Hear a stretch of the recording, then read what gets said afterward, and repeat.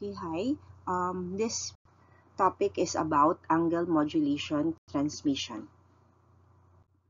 Okay, so we have here three properties of an analog signal. Okay, so we have the amplitude, we have the frequency, and the phase. So when we say amplitude, frequency, and the phase, so these are the three properties of an analog signal that can be varied or modulated, or it can be changed. Okay, so the first property that we have discussed previously was the amplitude, wherein we are changing the amplitude of a certain carrier signal with respect with the amplitude of a modulating signal. Okay, so we have discussed that under amplitude modulation.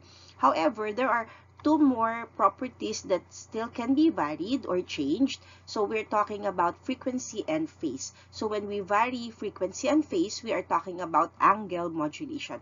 So angle modulation is a combination of changing the frequency or the phase of an analog signal. So we have two types of analog modulation. We have the FM, frequency modulation, and we have the PM, phase modulation.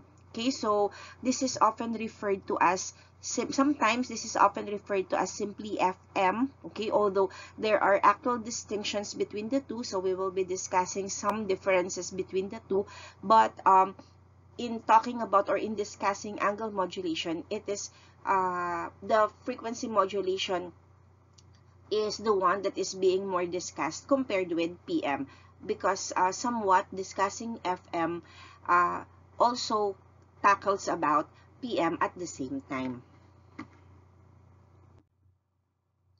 So the angle modulation was introduced as an alternative to amplitude modulation in 1931. Okay, and we have here, since we have already discussed AM, before we proceed to angle modulation, let us first discuss why is there a need, or why is there why do we need to introduce an alternative to AM? Okay, so because we have find out several disadvantages of AM that can be furthermore improved when we discovered when the angle modulation was discovered. So we have here different advantages. So number one is noise immunity. So what do we mean by noise immunity? So angle modulation is lesser is more prone to lesser noise compared with amplitude modulation, because as we all know, noise is somewhat being described or being represented by frequently changing amplitudes in the signal. Okay, so since in angle modulation we will not alter, or we will not change the amplitude of our signals, therefore this becomes more susceptible to noise or lesser noise effect. Okay, so if we improve the noise, therefore we already improve the system performance, particularly the noise performance, and furthermore we improve the signal to noise improvement of our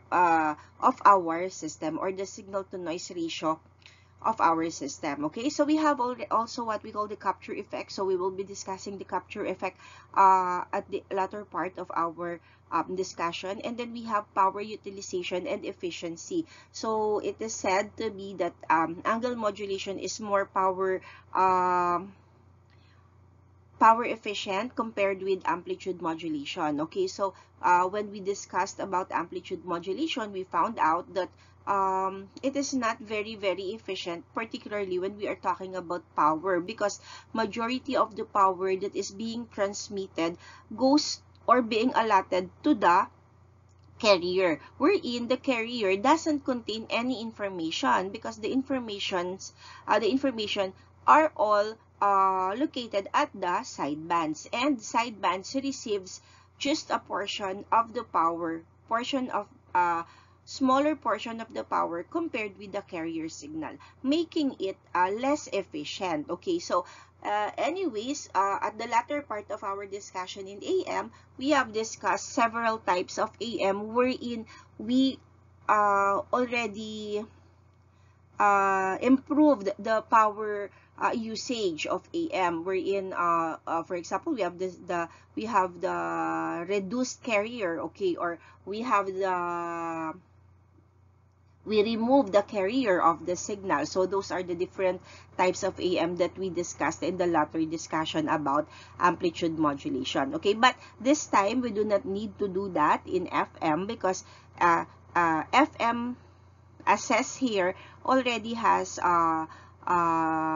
improved power utilization and efficiency over amplitude modulation. However, it's not all advantages. We also have disadvantages of FM compared with AM, and one of that is bandwidth. Okay, so FM requires more bandwidth compared with amplitude modulation. It is because FM includes more information, so we can send more information or more quality information using FM compared to AM. And as we know, the amount of information varies directly or proportionally with the bandwidth. That means when we have more information to send or to be transmitted, that means we have to allocate much bandwidth. Okay, so therefore it is FM analog modulation requires more bandwidth compared with AM. Okay, and also we have already done discussing the circuits being used both in AM transmitters and receivers. So here in FM, we're going to find out that the circuit that will be used here are more complex. Okay, and of course when the circuits are more complex, that means it is also more expensive compared with amplitude modulation. But as we can see here, there are just two disadvantages compared with the advantages. So this also shows why we can consider that FM is more superior than our amplitude modulation. Okay, so angle modulation, as mentioned a while ago, was introduced in 1931 as an alternative to amplitude modulation. So FM is said to be less susceptible to noise compared with AM, and consequently improve the performance of radio communications. So the discovery or the FM was discovered or introduced by Major E.H. Armstrong. Okay, so Armstrong also was the one who designed the super heterodyne receiver that we have discussed in the reception discussion regarding amplitude modulation. So it was in 1936 when Major E.H. Armstrong completed a complete FM setup. Okay, so but it was not until July 1939 in Alpine, New Jersey, when the first official commercial FM broadcasting was first introduced. Okay, so it was in July of 1939. So some applications of angle modulation, particularly frequency modulation, is the commercial radio broadcasting. So in the commercial radio broadcasting, what we hear are AM and FM. So nothing such as phase modulation. So it's just amplitude modulation and frequency modulation. Okay, so when we say commercial broadcasting, yes, correct. So it is what you hear when you open your radio. So you have the Love Radio, the 93.7, for example. Okay, so because FM lies between the frequency range for FM is from 88 to 108 megahertz. So whatever you hear 88.9, 89.1, like that. So that is what we mean by the commercial radio station.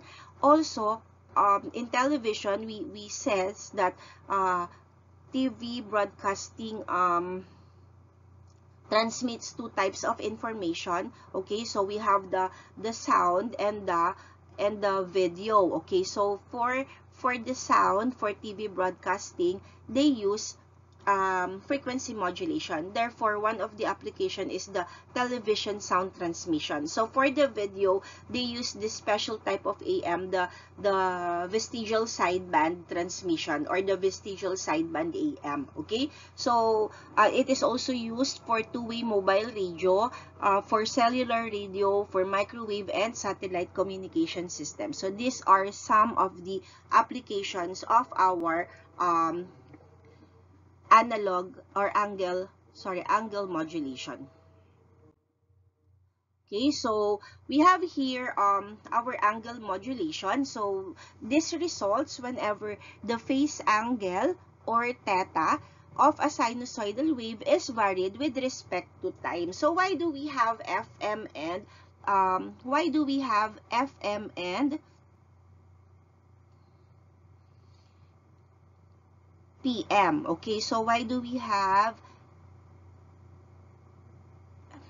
FM or PM? So in this case, so for AM, we usually vary the amplitude, okay? But in angle modulation, what we vary are the two other characteristics. So therefore, this time, this will be held constant, and then we're going to vary two things. So we have here omega CT theta. So when we vary your phase angle here, or your theta, so this is somewhat we call our phase modulation. So we vary the phase. So this omega CT here, so we know that omega CT is 2 pi f. Okay, so when we vary the frequency, we are talking about frequency modulation. So they two comes together. So when we say angle modulation, we are talking about the frequency. At the same time, we are talking about the phase of our sinusoidal waveform. Okay, so MT here is your angle modulated wave. Okay, so VC, this is your peak carrier amplitude. So this is in terms of volts.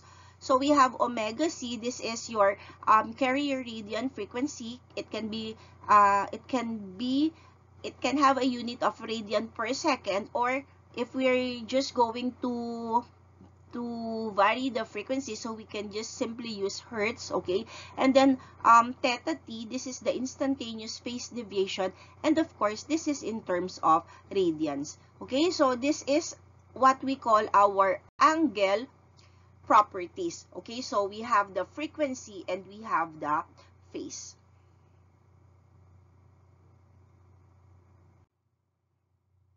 So in essence, the difference between FM and PM lies in which property of the carrier. Is it the frequency, or is it the phase that is directly being varied, okay, by the modulating signal, okay, and which property is indirectly varied. So we have what we call directly varied, and we have the term indirectly varied. Okay, so whenever the frequency of the carrier is varied, okay, the phase is also varied, and vice versa. Whenever we vary or change the phase, at some point the frequency also changes. So they really come together. Okay, so we have here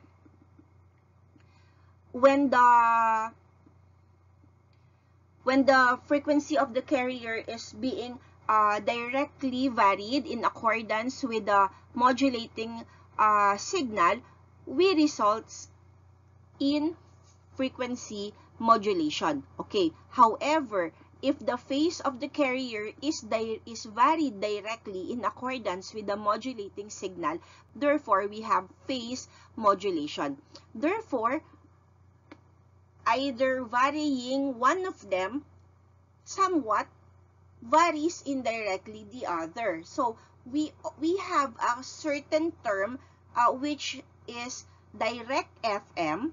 So when we say direct FM, it is also the same as indirect PM. Okay, or when we say direct PM, by varying the phase, we also somewhat have what we call the indirect FM. Okay, so with angle modulation, it is necessary that your theta be a prescribed function of your modulating signal. Okay, so we have here VMT. So what is our VMT? So this is your modulating signal waveform, and VMT is represented, so it must be a function of our VMT. So VMT is a function of your modulating signal, wherein VM is the amplitude of your modulating signal, and we have here sine omega mt, wherein your sine omega mt represents the analog property, the angle property of your modulating signal. Okay, so omega m, this is the angular velocity of the modulating signal. Of course, it is in radians per second, or 2 pi fm. So the subscript m here represents our modulating signal. Okay, so fm, modulating signal frequency, so that is in terms of hertz, and vm is the peak amplitude of your modulating signal, that is in terms of volts. Okay, so here is the difference between PM and FM. So the difference between the two lies in which property of the carrier is directly varied by the modulating signal, and which property is indirectly varied. So for direct frequency modulation, we are varying the frequency of a constant amplitude carrier directly proportional to the amplitude of the modulating signal at a rate equal to the frequency of the modulating signal. Okay, so when we have a direct FM, this is also equivalent or the same as indirect PM. Okay, and likewise, when we have direct PM or direct phase modulation, it is varying the phase of a constant amplitude carrier directly proportional to the amplitude of the modulating signal at a rate equal to the frequency of the modulating signal. So when we have a direct PM, we also it is also called, or somewhat, we also have what we call indirect FM. Okay, so directly varying the frequency means indirectly varying the phase. And directly varying the phase means also indirectly varying the frequency. So therefore, when we say analog modulation, so why we don't have a single discussion for FM first and then for PM first? So why did we discuss FM and PM simultaneously? Because they are really disrelated with each other. Okay, so discussing one means also discussing already the other part. So the figure shows, okay, here the figure shows how the carrier frequency, your carrier frequency is your FC. Okay, so here is our FC. So this is our FC. So the figure shows how the carrier frequency is changed when acted on by a modulating signal. Okay, so how did we change that? Okay, so we have here delta F. So delta F here corresponds or means frequency shift. Okay, so as we can see, the magnitude and direction of the frequency shift. So this is our frequency shift. Okay, so delta, it's either negative if it is going to the left, or it is positive if it is going to the right. Okay, so the magnitude and the direction of your frequency shift is proportional to the amplitude and the polarity of your modulating signal. So this is our modulating signal. So when your amplitude is high or in the positive half cycle, so we have here a positive frequency shift. Okay, so if we have here this is the magnitude, it's changing, okay, changing magnitude. So if we have a negative half cycle here, we have a negative frequency shift here. Okay, so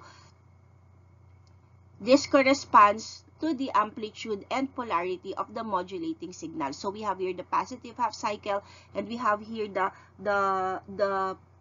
amplitude or the magnitude. So it is going it is from low values going to the peak value here, and then going to 0, and then again negative values, negative peak. Okay, so negative Vm, then we have here to 0. So changing, okay, or positive going magnitude means positive frequency shift. Negative going magnitude means negative frequency shift. Okay, so it is dependent on the amplitude and the polarity of your modulating signal, and the rate at which the frequency changes are occurring is equal to the frequency of your modulating signal. Okay, so for example, as seen in the figure, a positive modulating signal produces an increase in frequency. So we have here plus delta F. So this is your FC. What happens to your FC? It becomes FC plus the frequency shift. Okay, and as we can see on the left side, a negative signal produces a decrease in frequency. Okay, although the opposite relationship could occur depending on the type of modulator circuits to be used. So this is for example, this is for visual representation only. So if you use a certain type of modulator wherein a negative half wave will produce higher frequency, so it can also be possible for that. Okay, so again, the magnitude and direction is proportional to the amplitude and the polarity of the modulating signal. So this is our modulating signal, and the rate of frequency change, how the frequency changes, depends on your FM here. Okay, so what is our FM here? That is equal to the frequency of your modulating signal. Okay, so this shows in the time domain. So earlier from the previous slides, it shows the frequency domain. Okay, so this time it shows the time domain waveform for our sinusoidal carrier for which angle modulation is occurring. Okay, so as we can see, theta, so this time we're talking about theta. For as you can see, we are changing the phases. Okay, so the different phases, the change in your phase, okay, with respect to time. Okay, so the phase here of the carrier is changing proportional to the amplitude of your modulating signal. Again, here is our modulating signal. As you can see here, what is changing is the phase. So look at the waveforms that we have. Okay, so the waveforms doesn't have same phases anymore. Okay, so the relative angular displacement or your shift of the carrier phase in radian in respect to the reference is what we call the phase deviation. So this is our phase deviation, okay, or the change in phase. A relative displacement of the carrier frequency in hertz in respect to its unmodulated value is called the frequency. Okay, so relative displacement of the carrier frequency expressed in hertz, that is what we call frequency. So the other one, the relative angular displacement or shift of the carrier phase in radians. Okay, so in radians, it is called phase deviation.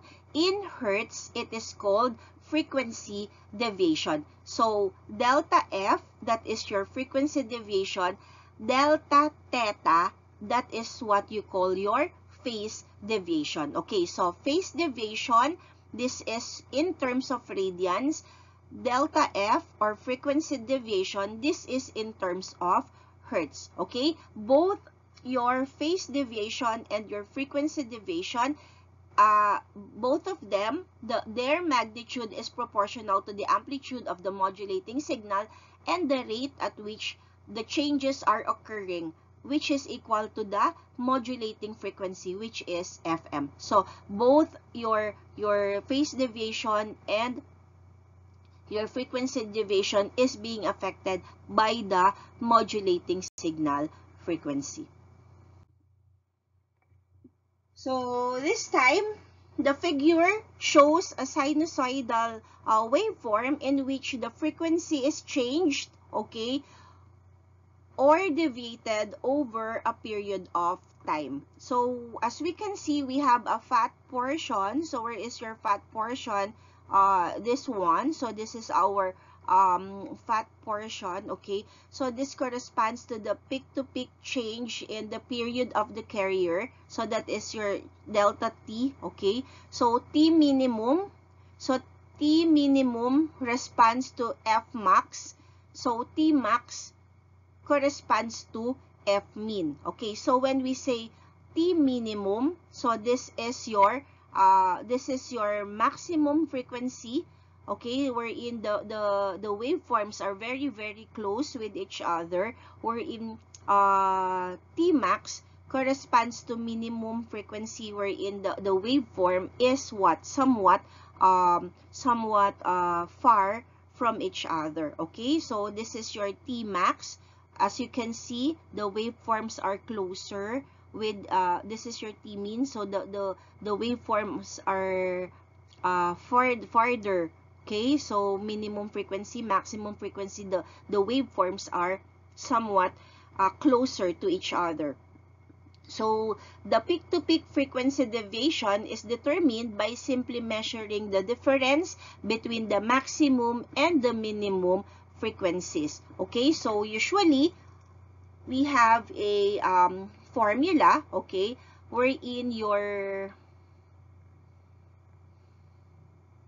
delta F, we have delta F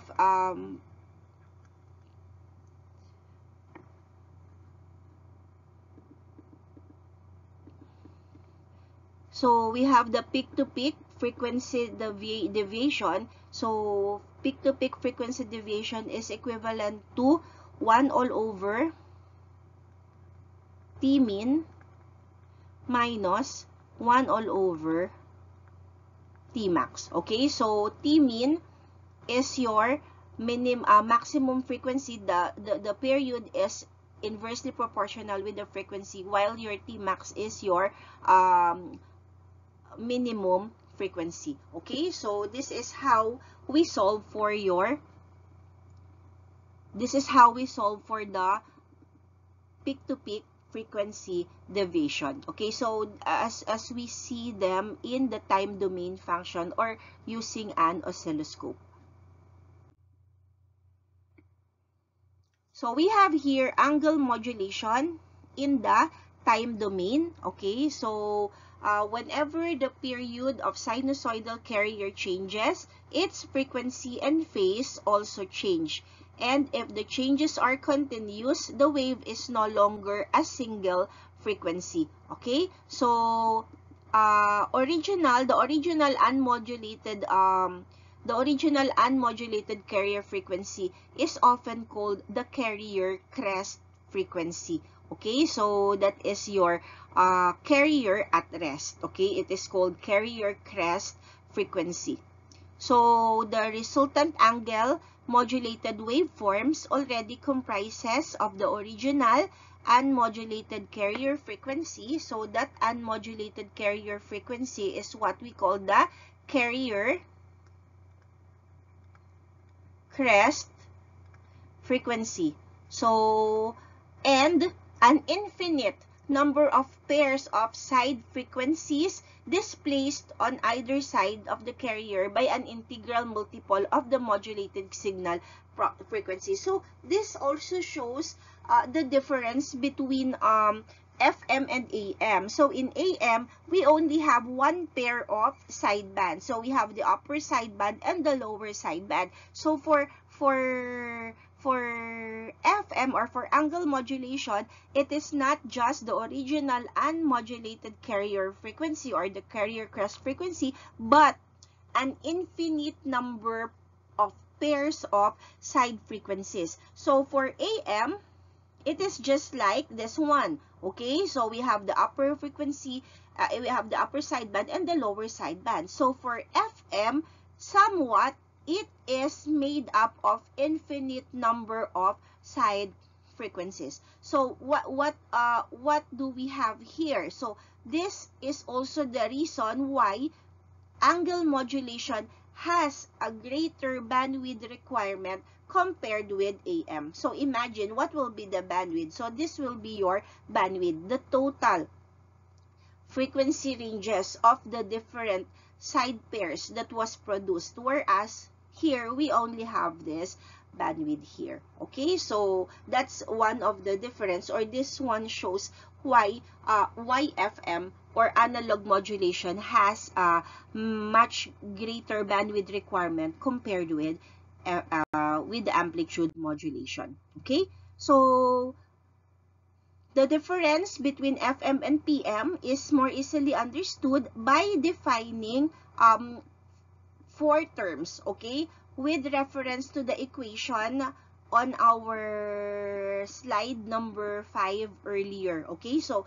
if you go back to slide number 5 earlier, we can what do you call this? We can define, okay? We can define 4 terms. Okay, so we can define 4 terms. So what is the equation in that 5th slide earlier? So if you can still remember, we have MT is equal to VC cosine of omega CT plus theta T. Okay, so from this references, okay, so we can define the 4 different terms, okay, for a mathematical analysis of angle modulation. So what are those 4 different terms? So we have the instantaneous phase deviation, we have the instantaneous phase, we have the instantaneous frequency deviation, and we have the instantaneous frequency. Okay, so let us start first with the instantaneous phase. So what do we mean by the instantaneous phase? So this is the precise phase of the carrier at a given instant of time.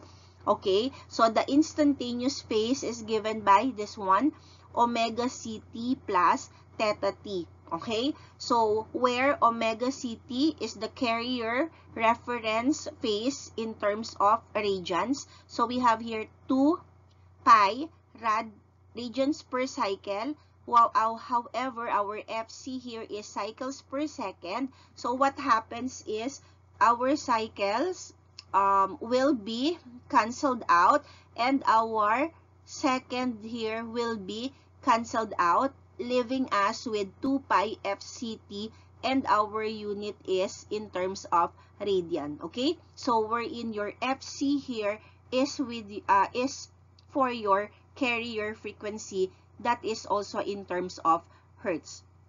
So this is our representation for instantaneous phase deviation. So instantaneous phase deviation, that is in terms of radians. Okay, then we have, if we have instantaneous phase, we have instantaneous phase deviation. So what is instantaneous phase deviation? So instantaneous phase deviation is the instantaneous change in the phase of the carrier at a given instant of time, and it indicates how much of the phase of the carrier is changing with respect to its reference phase. Okay, so instantaneous phase deviation is given by theta T, and this is also in terms of radians. Then we have the instantaneous frequency. Okay, so the instantaneous frequency is the precise frequency of the carrier at a given instant of time and is defined as the first derivative of the instantaneous phase with respect to time. Okay, so the instantaneous frequency is omega it. So this is the derivative, first derivative of omega ct plus delta t. Okay, so substituting 2 pi fc for omega c, so that will give us our formula for the instantaneous frequency. So in this case, if you have to have a quick review, no, quick memory about your calculus. Okay, so in this case, we have used the formula d uv. So if you can still remember, this is equal to u dv plus v du. Okay, so that you can follow the what do you call this, the derivation of for the instantaneous frequency. And lastly, we have the instantaneous frequency deviation. So what is the instantaneous frequency deviation? This is the instantaneous change in the frequency of the carrier and is defined as the first derivative of the instantaneous phase deviation. Okay, so as you can see here, the symbol here is refers to the first derivative with respect to time. Okay, so the instantaneous frequency deviation is the first derivative of our instantaneous phase deviation. Okay, so this is in terms of hertz or cycles per second. Okay, so those are the four different parameters that will help you mathematically differentiate frequency modulation from phase modulation. Okay, so phase modulation can be defined as angle modulation in which instantaneous phase, okay, so this one, deviation is proportional to the amplitude of the modulating signal, and the instantaneous frequency deviation is proportional to the slope or first derivative of the modulating signal. And for frequency modulation, this is an angle modulation in which the instantaneous frequency deviation, okay, this one, the instantaneous frequency deviation is proportional to the amplitude of the modulating signal, and the instantaneous phase deviation is proportional to the integral. Okay, so if we have here the first derivative, so we have here now the integral of the modulating signal voltage. So for a modulating signal, okay, so for a modulating signal VMT here, the phase and frequency modulations are as follows. Okay, so PM is represented by or is equal to kVMT radians in terms of radians, and FM is the first derivative, okay? So we have here K1 VMT, that is in terms of radian per second, wherein we have we will be introducing two constants. We have K and K1. So K and K1 are constants. Okay, so K is being associated with PM while K1 is being associated by FM. So you cannot interchange the two. Okay, so K is for PM and K1 is for FM. So what are these constants? So these are the deviation sensitivities of the phase and frequency modulators respectively. Okay, so we have here your K. K for PM. Okay, so K is given by radian per volts, and for K1, so this is given by hertz per voltage. Okay, so that is your deviation sensitivities. Okay, so this is the two constants that also differentiates your PM from your FM. So what are those deviation sensitivities? So we have here the output versus input transfer functions for the modulators, which give the relationship between what output parameter changes in respect to specified changes in the input signal. So if we're going to make use of a frequency modulator, okay, so the changes would occur in the output frequency in respect to the changes in the amplitude of the input voltage. Okay, so when we are going to make use of phase modulator, so what do we expect? So of course, the changes would occur in the phase. Okay, so this is on the phase of the output frequency, okay, in respect to the changes in the amplitude of the input voltage. So both of them input voltage. Okay, so the difference when you use frequency modulator, this is what? Changes would occur in the output frequency. So changes would occur in the phase. Okay, so that is the difference.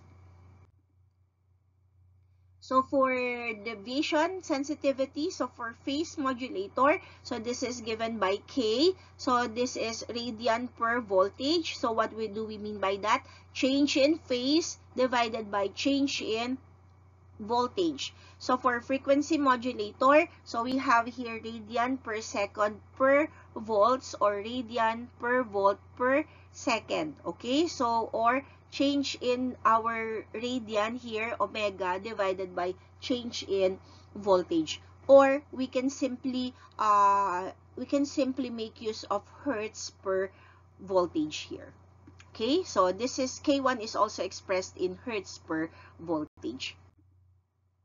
So for our phase modulation is the first integral of the frequency modulation. So PM, it is represented by your phase here. So this is represented by the first integral of the frequency modulation. And this can be given as, so K1 VMT. Okay, so since K1 is a constant, we move it outside. So K1 integral of VMT dt. Okay, so substituting the modulating signal. So this is our modulating signal, Vm cosine omega mt, into our equation. So we can have Vc cosine of omega ct plus we have your Kvm cosine omega mt. So how do we know that this is a phase modulation? So we know that this is a phase modulation because of the sensitivity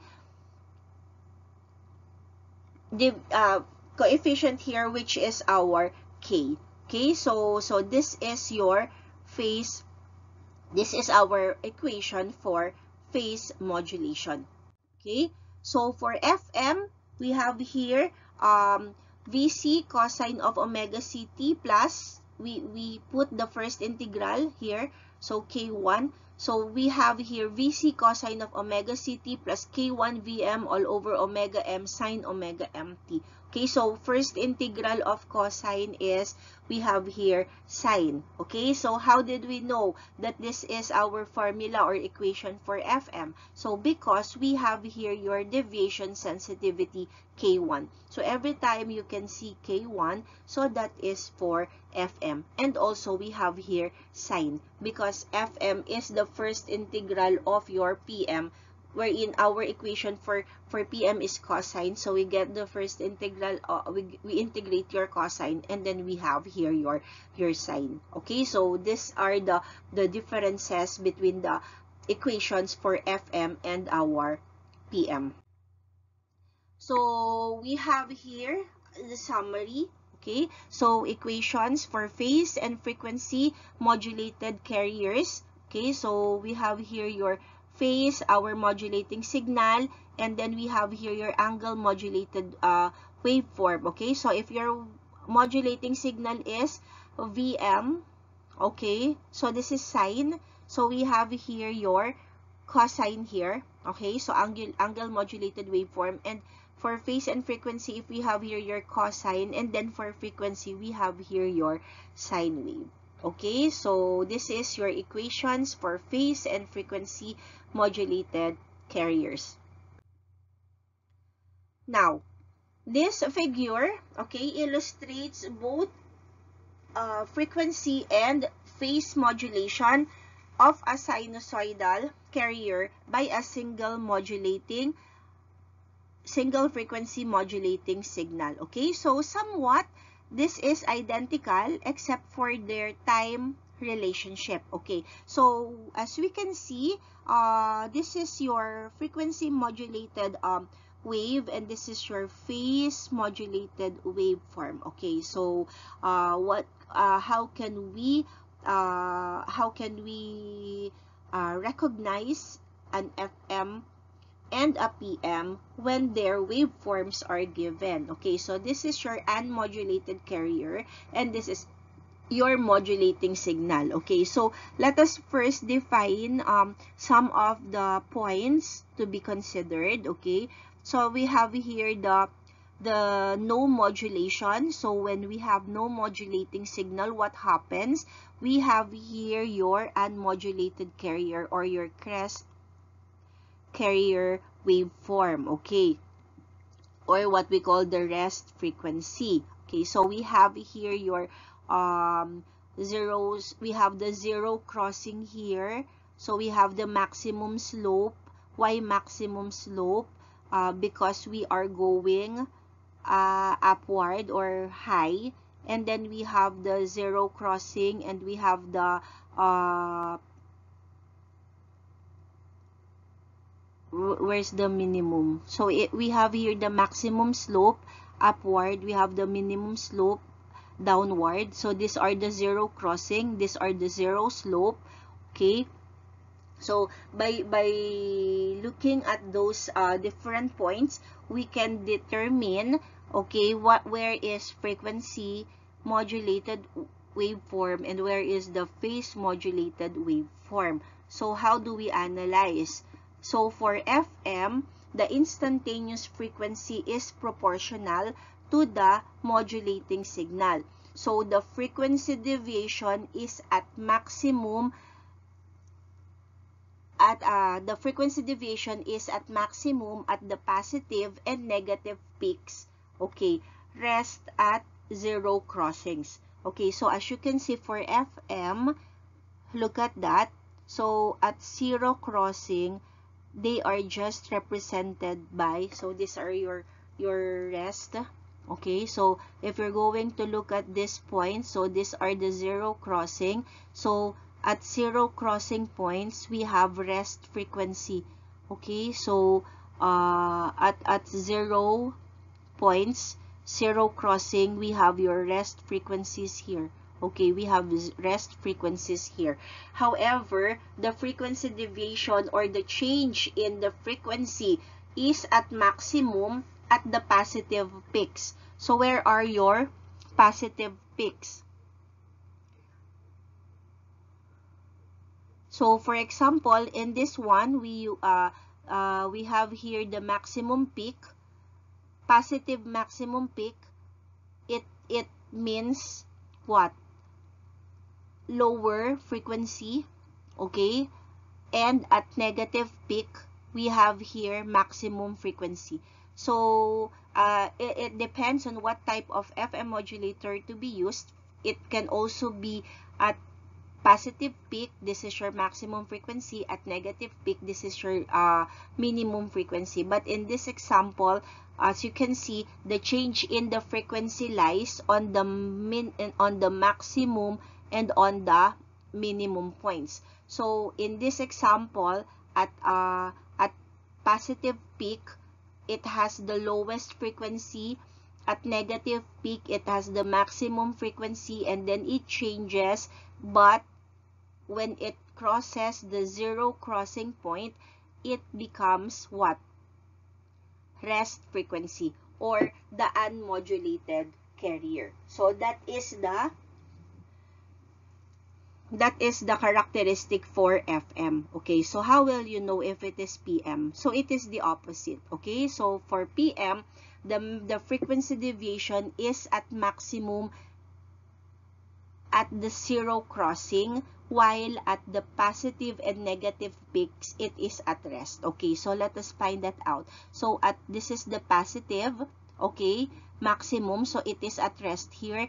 This is the negative, so therefore it is at rest here. So where is the minimum and the maximum? So positive going, we have here maximum frequency here. So positive going, we have the maximum frequency here, and then we have here negative going, we have here the lower frequency. Okay, and then another positive going, we have another maximum frequency here, we have a lower going frequency, we have a lower frequency here. So that's where your FM and PM is being differentiated in terms of waveforms. Okay, so for FM, where is the peak deviation, frequency deviation? So the peak frequency deviation happens either at the positive or the negative peak, and it is at rest at the zero crossing. So, but in phase modulation or phase modulated waveforms, the minimum and the maximum frequency changes occurs at the zero crossings, while it is at rest at the maximum and the negative peaks. So that differentiates your FM and your PM. So FM, the maximum frequency deviation change in the carrier frequency occurs during the maximum positive and the negative peaks of the modulating signal, while PM, the maximum frequency occurs during the zero crossings of the modulating signal. Okay, both for FM and PM, the rate at which the frequency changes occur is equal to the modulating signal frequency. Okay? So, with frequency modulation, the instantaneous frequency is proportional to the modulating signal, and the instantaneous phase is proportional to the first integral of the modulating signal. So, with phase modulation, the instantaneous phase is proportional to the modulating signal, and the instantaneous frequency is proportional to the first time derivative or the waveform slope of the modulating signal. So, this is the first derivative and this is the first time integral. Okay? So, for the phase deviation and modulation index, the general form is VC. So, this is the general form, VC cosine omega CT plus M cosine omega MT. So, the thing that will identify whether you're working on FM or PM also can be compared using the modulation index. So we have here your modulating index. Okay, so comparing expressions in the table previously given, okay, so shows the expression for a carrier that is being phase or frequency modulated by a single frequency modulating signal. So cosine omega MT here is the instantaneous phase deviation. M is the peak phase deviation in radians, so phase modulation carrier. So wherein M is the modulation index or the index of modulation. So this time, your modulation index is no longer equivalent to EM all over EC, no? So because in angle modulation, we doesn't change the amplitude, okay? So the amplitude is constant. So the modulation index here is no longer dependent on the amplitude of the carrier and the modulating signal. So for PM, so one primary difference between FM and PM is the way in which their modulation index is defined. Okay, so a while ago we have discussed or we have defined the deviation sensitivity. Okay, so the K and your K1. So that sets a difference between FM and PM. Another way, okay, another way of setting differences between FM and PM is by defining their modulation index. So for PM, M, okay, or the modulation index for PM is proportional to the amplitude of the modulating signal independent of its frequency. And M is equivalent to KVM. Now, are you familiar with this one? So we have already, this one. So we have already defined this earlier, okay? So this is also our K, or the deviation sensitivity for PM. Okay, so that means for PM, deviation sensitivity and M are just equal. Okay, so when we are talking about deviation sensitivity and modulation index for phase modulation, they are just equal. Okay, so M is the modulation index and also the peak phase deviation.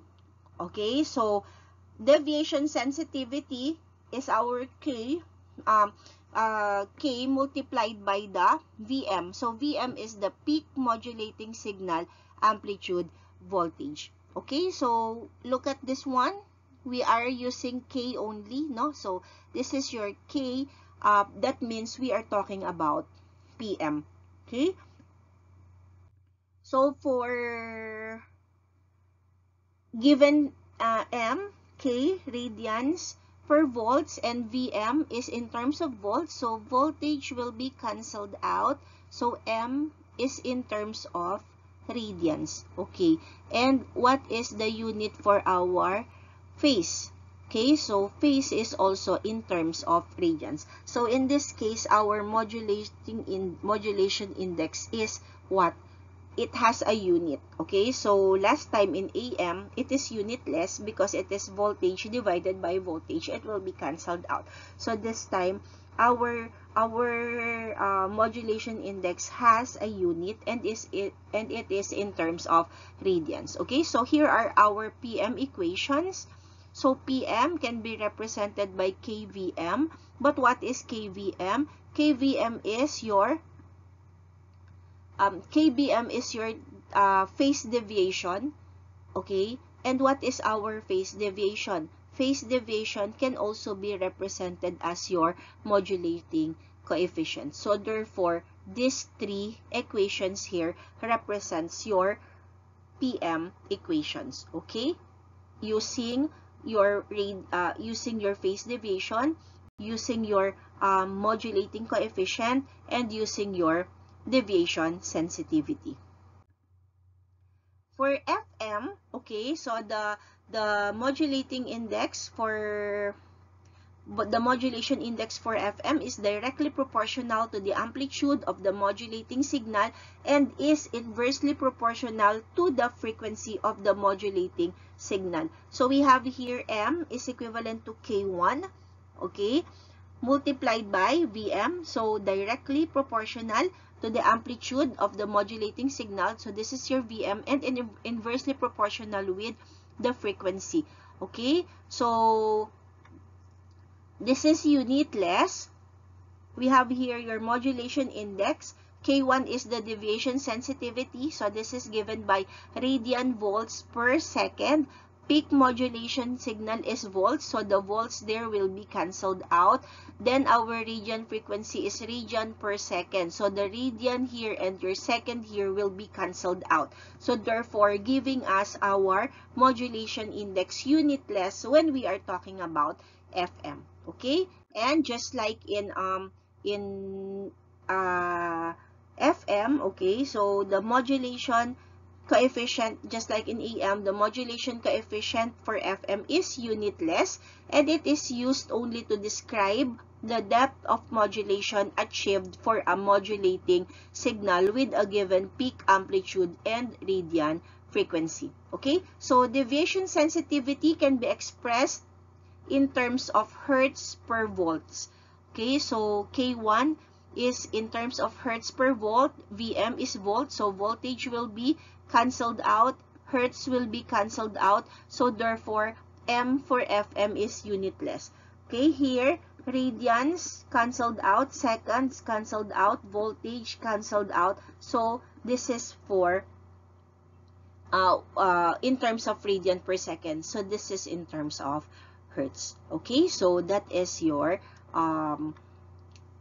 that is for the modulation index for FM. Okay, so I am going to cut the video because this is already too long. So I will be uploading the next video about angle modulation.